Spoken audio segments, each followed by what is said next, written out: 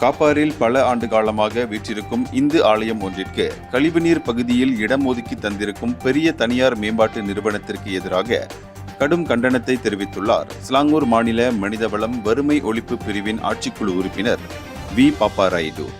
நாட்டின் மேம்பாட்டிற்கும் வளர்ச்சிக்கும் அந்த தனியார் நிறுவன மேம்பாட்டுக்காகவும் அயராது உழைத்த இந்தியர்களின் தன்மானத்தை கேலி செய்யும் வகையில் இத்தகைய செயல் திட்டத்தை மேற்கொண்டிருக்கும் அந்நிறுவனத்தின் நடவடிக்கை கண்டிக்கத்தக்கது என குறிப்பிட்ட லீமாஸ் எனப்படும் இந்து, பௌத்த, கிறிஸ்தவ, சீக்கியர் போன்ற இஸ்லாம் அல்லாதோர் வழிபாட்டு தலங்களின் தலைவருமான பாப்பா ராயுடு இது இந்தியர்களின் தன்மானத்தை சீண்டி பார்க்கும் செயலாக தாம் கருதுவதாகவும் குறிப்பிட்டார்.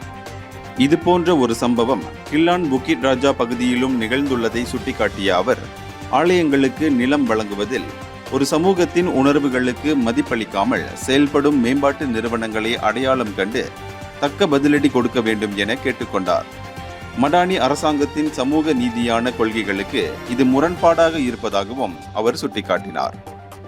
இந்தியர்களின் இதய குரல் மக்களோசை.